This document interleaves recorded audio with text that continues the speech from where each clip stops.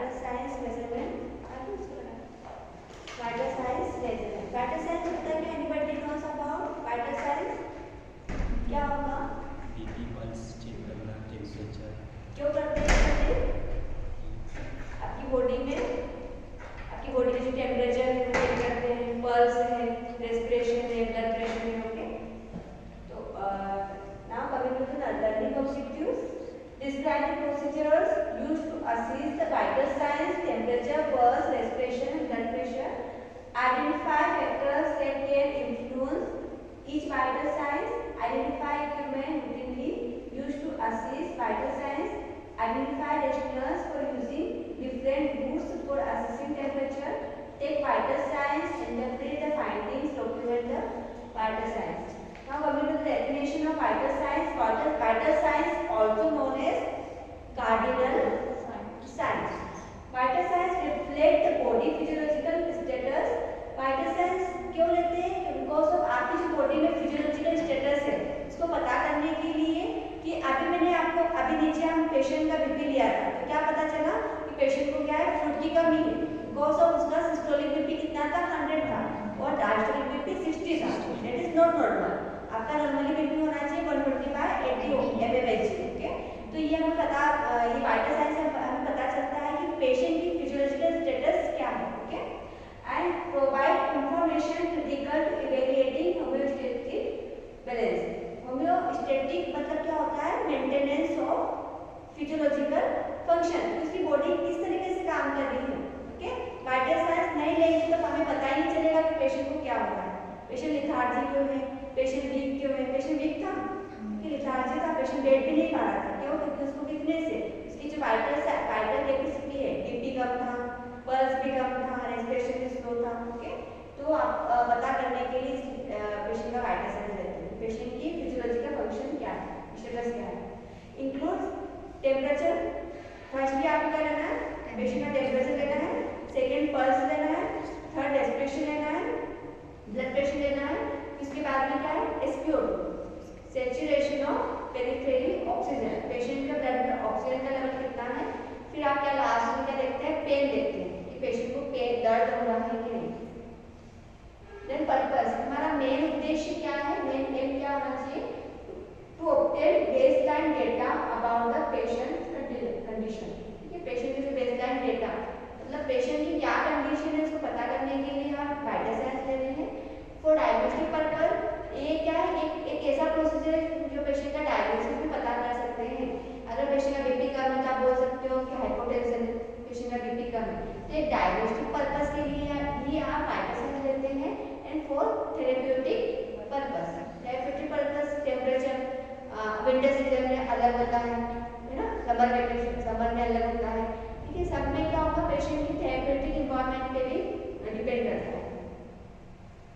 Equipments, आपके dress equipment में क्या क्या इक्विपमेंट्स होना चाहिए, vital signs tray, stethoscope, sphygmomanometer, जो आपका बीपी एपेरेटस है that is also known as sphygmomanometer, इसमें मीटर होता है, मर्क्यूरी होगा। थर्मामीटर, हमारे पास डिजिटल थर्मामीटर होना चाहिए जो कि आपने देखा है अभी। Okay, and second hand watch, and red and blue pen, pencil, vital signs sheet, cotton swab in bowl, cotton swab मैंने कंटेनर में रखा था, एक नॉर्मल कॉटन स्वेब था और एक स्प्रिट कॉटन स्वेब, कॉटन में spirit swab. Okay, and disposable gloves if available. Okay, मैंने क्या लिया, एग्जामिनेशन ग्लव्स लिया था जो मैंने मिला था। And dirty receivers, kidney dish, kidney trays लिए, क्योंकि आप क्या करते हो, जो भी कॉटन से आपने यूज किया वो डिस्कार्ड करने के लिए, और जो भी पेपर की चीजें होती है वो कहाँ डिस्कार्ड करोगे, पेपर में। And time to assess vital signs, कब आपको वाइटल साइंस लेना होता है, ऑन एडमिशन, जैसे पेशेंट का एडमिशन हुआ तब लेना है। तो obtain baseline data when client has a change in health status और report symptoms such as chest pain और फेंटिंग, बहुत सीवियर चेस्ट पेन हो रहा है, फेंटिंग मतलब चक्कर खा के गिर जाना, उस कंडीशन में भी आपको वाइटल साइंस लेना होता है। एंड अकॉर्डिंग टू नर्सिंग और मेडिकल ऑर्डर के डॉक्टर बोलते हैं कि इनका एवरी 2 आवर आप वाइटल साइंस देखो।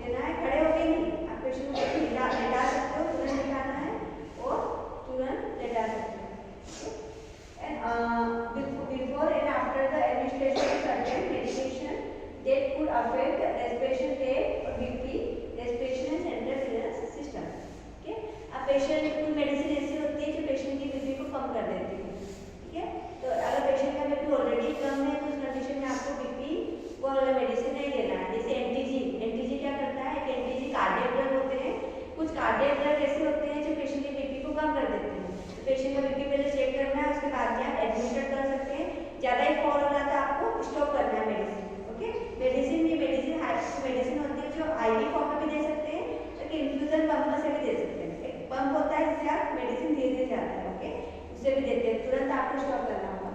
And before and after surgery और invasive diagnostic procedure, patient surgery के लिए जा रहा है उससे पहले आपको वाइटल साइंस लेना है, एंड सर्जरी के बाद फिर सर्जरी हो गई है उसके बाद में भी आपको रिसीव हो रहा है पेशेंट, तब भी तुरंत आपको वाइटल साइंस लेना होगा। Okay, and before and after any nursing intervention that could affect the vital science, ambulation.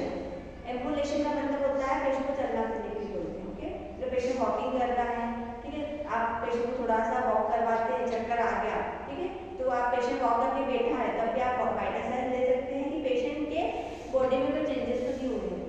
And according to hospital other health institution policy, hospital के अकॉर्डिंग हॉस्पिटल में क्या करते हैं, 4 घंटे में वाइटल साइंस लेते हैं। ICU का पॉलिसी क्या है, ICU का पॉलिसी है कि एवरी 2 आवर आपको वाइटल साइंस लेना है पेशेंट की। ओके, वार्ड में आप 6 आवर्स में ले सकते हैं, ठीक है, 6 आवर्स का रहता है, 8 आवर्स का रहता है, ठीक है। हॉस्पिटल की पॉलिसी के अकॉर्डिंग आप वाइटल साइंस ले सकते हैं। ज़्यादा इमरजेंसी हो रहा है, पेशेंट को चक्कर आ रहा है तो आपको वाइटल साइंस लेना है। Okay, temperature, it is the hotness, definition आप लिख सकते हो, इट इज द हॉटनेस और कोल्डनेस ऑफ द बॉडी। आप टेम्परेचर ऐसा जरूरी नहीं है कि पेशेंट को बुखार आ रहा है तभी ले सकते हैं। पेशेंट की बॉडी का टेम्परेचर कम भी हो जाता है, इसको बोलते हैं हाइपोथर्मिया। नॉर्मली आपका टेम्परेचर कितना होना चाहिए, 98.6 डिग्री फ़ारेनहाइट, उससे कम होता है तो वो हाइपोथर्मिया में जा सकता है। पेशेंट का 97 था अभी, तो उसका क्या था, बॉडी का टेम्परेचर कम था, ठीक है, कुछ हाइपोथर्मिया में था पेशेंट। हाइपोथर्मिया में तो ज़्यादा ही कम हो जाना, तो पेशेंट की बॉडी का टेम्परेचर कम हो सकता है तब देना है, या फिर एकदम से बढ़ जाता है, बुखार आता है, ठीक है। पेशेंट को आप टच करके देख सकते हैं, टच करने से अच्छा तो पेशेंट को ऐसा लगता है कि मुझे बुखार आ रहा है तो आप प्लीज़ मेरा टेम्परेचर चेक कर लो, फिर आपको भी दिख जाता है पेशेंट का, तो आपको तुरंत वाइटल टेम्परेचर लेना है। It is the balance between heat production and heat loss of the body, ठीक है। आप पता कर सकते हो कि पेशेंट का कितना बॉडी में हीट लॉस हो रहा है और कितना गेन हो रहा है, ठीक है। Normal body temperature using oral 37 degree Celsius और 98.6 डिग्री फ़ारेनहाइट। आप टेम्परेचर कहाँ से ले सकते हैं, कितने टाइप के टेम्परेचर होते हैं, ओरली भी होता है, ठीक है, एक्सिला में ले सकते हैं, ठीक है, और रेक्टल टेम्परेचर भी चेक कर सकते हैं। ओके, नॉर्मली सबसे बेस्ट होता है आपका axillary temperature. And 2 kinds of body temperature, core temperature, it is the temperature of internal organs and it remains constant most of the time 37 degree Celsius with range of 36.5 and 37.5 degree Celsius. Fahrenheit को Celsius में convert करो, ठीक है, Celsius का reading कम आएगा पर Fahrenheit का ज़्यादा आएगा, ठीक है। उसका मैं कैलकुलेशन आपको बताऊंगी कि सेल्सियस टू फ़ारेनहाइट कैसे कन्वर्ट करते हैं एंड फ़ारेनहाइट टू सेल्सियस कैसे कन्वर्ट होगा। Okay, it is the temperature of the deep tissue of the body. अब कोर टेम्परेचर मतलब क्या होता है, इंटरनल ऑर्गन्स, देखो रेक्टल टेम्परेचर होता है, जो आप क्या करते हैं थर्मामीटर डालते हैं अंदर और पेशेंट का टेम्परेचर चेक करते हैं। Remains relatively constant measure with thermometer, ठीक है।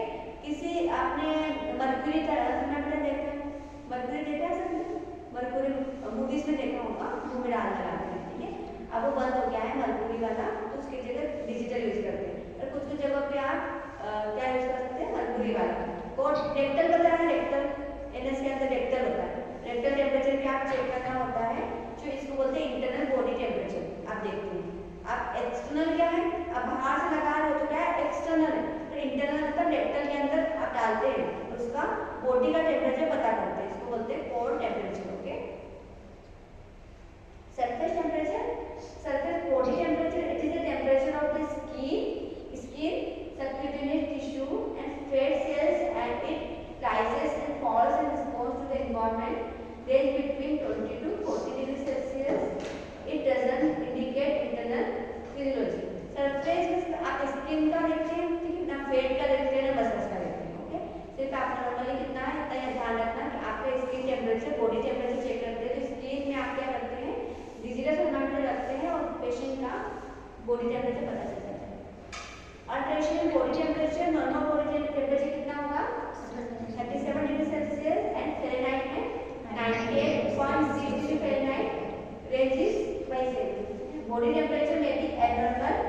फीवर, जब भी पेशेंट को फीवर आता है तो आपका जो बॉडी टेम्परेचर है वो चेंज हो जाएगा एंड हाइपोथर्मिया लो टेम्परेचर, तो कितना हुआ लो 98.6 से कम होता है तो वो हाइपोथर्मिया में जाएगा, 98.6 से ज्यादा होता है तो वो हाइपोथर्मिया में जाएगा। एंड पायरेक्सिया, एक वर्ड ये ध्यान रखना, डॉक्टर्स लिखते हैं पायरेक्सिया, पायरेक्सिया मतलब होता है फीवर, ठीक है, पायरेक्सिया लिख देते हैं, पायरेक्सिया या फेब्राइल लिख देते हैं, पायरेक्सिया, ठीक है। Body temperature above the normal range 38 degree Celsius to 41 degree Celsius बढ़ा हुआ है ना, 38 से 41 चला गया, तो कितना होगा 100.4 टू 105.8 डिग्री फ़ारेनहाइट, ओके। तो ये क्या है, ये फीवर होगा पेशेंट को, 98.6 से बढ़ना 100 से भी पार हो चुका है तो ये हाइपरथर्मिया में जा सकता है patient, that is pyrexia, pyrexia का रीडिंग ये होगा range. Hyperpyrexia very high fever such as 41 degree to 42 degree Celsius lead to death, मतलब आप 41 से 42 जा रहा है तो 105 से भी ज्यादा, 106 107 ज्यादा फीवर होना, फीवर क्यों आता है, क्योंकि आपकी बॉडी में क्या इन्फेक्शन का रेट ज्यादा बढ़ गया है, आगे ज्यादा फीवर की वजह से बच्चे की डेथ या पेशेंट की डेथ भी हो सकती है। And hypothermia that is hypo मतलब कम, पेशेंट की बॉडी का टेम्परेचर कम हो जाता है, body temperature between 34 degree Celsius to 35 degree Celsius, ठीक है। हाइपो में भी डेथ हो सकती है क्योंकि बॉडी का टेम्परेचर क्या हो रहा है, डाउन हो रहा है, पेशेंट की जो स्किन होती है कूल एंड फ्लेमी, ठंडी पड़ जाती है, ठीक है, और टेम्परेचर कम होने लगता है, ओके। समझ में आया कुछ? 3 चीजें याद रखना, पायरेक्सिया, हाइपरपायरेक्सिया, हाइपोथर्मिया, पायरेक्सिया बोल सकते हैं हाइपोथर्मिया, ओके। पायरेक्सिया मतलब उसका रीडिंग देख सकते हैं, इसमें भी क्या फीवर ज्यादा हो रहा है, 38 टू 41 है, हाइपर में 41 टू 42, इसमें चांसेस हो सकते हैं डेथ, ये भी इमरजेंसी कंडीशन, इट में भी फेटल, इट में भी फेटल का मतलब होता है डेथ भी हो सकती है इसमें, है ना। हाइपोथर्मिया मतलब टेम्परेचर सडन डाउन हो जाना बॉडी का, किसी की डेथ हो जाती है तो क्या होता है, टेम्परेचर पूरा डाउन हो जाता है, हाथ पे ठंडे पड़ जाते हैं, तो वो क्या हाइपोथर्मिया में जाके हुआ है, ठीक है। इसमें क्या होता है, हाइपोथर्मिया में बॉडी का टेम्परेचर भी सर्कुलेशन कम हो जाता है, बॉडी का जो ब्लड फ्लो है वो रुक जाता है, क्यों, क्योंकि हार्ट ने पंपिंग करना कम कर दिया है, इससे भी हो सकता है। In common types of fevers आप देख सकते हैं, intermittent fever, the body temperature alternates at regular intervals between period of fever and period of normal or subnormal temperature. Intermittent मतलब रुक रुक के, मॉर्निंग में बुखार चला जाता है, इवनिंग में आ जाता है, डेली का ही, ठीक है। आप ब्लड टेस्ट करवाया, पता चला पेशेंट को क्या है, टाइफाइड, ओके। मॉर्निंग में तो नॉर्मल रहता है पर इवनिंग में क्या हो जाता है, फीवर एकदम से बढ़ जाता है, तो इंटरमिटेंट आता है फिर चला जाता है, इस तरीके से फिर आता है चला जाता है। Limited fever, a wide range of temperature fluctuation more than 2 degree Celsius occurs over the 24 hours period, all of which are above normal. कभी आपको फीवर आता है क्या होता है, नॉर्मली कभी बढ़ता है कम हो जाता है, कभी ऐसा लगता है कि बहुत बॉडी पेन हो रहा है, बुखार जैसा लग रहा है, फिर बाद में बोलते हैं कि नहीं अच्छा लग रहा है, तो रेमिटेंट मतलब होता है रुक रुक के, फ्लक्चुएशन मतलब चेंज होना, जो 98 डिग्री सेल्सियस फ़ारेनहाइट था उसमें चेंजेस, कभी 98 हो जाना, कभी 97 हो जाना, कभी 99 हो जाना, फ्लक्चुएशन मतलब चेंजेस, हर 24 आवर्स के बीच में क्या हो रहा है, चेंज हो रहा है, ठीक है। कल आपको और बुखार था, आज कुछ और बुखार है, ठीक है, और परसों कुछ और था, ठीक है, तो चेंजेस होना, फ्लक्चुएशन इज चेंज होना। थर्ड इज इंटरमिटेंट मतलब मॉर्निंग में कुछ और था, इवनिंग में कुछ और, इंटरमिटेंट फीवर मतलब 24 आवर्स में क्या है, कभी भी कुछ भी चेंज हो रहा है, बार-बार ले रहे एवरी 2 आवर्स में ले रहे हैं बीपी, कोई टेम्परेचर चेक कर रहे हैं तो उसमें भी चेंजेस आ रहे हैं, okay. And relaxing fever, short febrile, febrile मतलब क्या होता है फीवर, अगर उसके आगे ए लगा दूंगी मैं, ए फेब्राइल दैट इज फीवर नहीं है मुझे, okay. Febrile period of few days I interstate the period of 1 or 2 days of normal temperature, आप 2 दिन में देख रहे हैं रिलैक्सिंग, 2 दिन में क्या है, तो 5 दिन में 2 दिन अच्छा था आपको पेशेंट, वापस से बुखार आ गया, फिर वापस से अच्छा, 3 दिन अच्छा रहा, 2 दिन अच्छा रहा, फिर वापस से बुखार आ गया, ठीक है, फिर 2 दिन बुखार आया, और ठीक हुआ, फिर से बुखार, रिलैक्स हो जाना, वापस से आ जाना, ठीक है, ठीक होने के बाद में फिर से आना, फिर और ठीक होना, फिर से आना, दैट इज रिलैक्सिंग होना, याद रहेगा। Next is constant fever, the body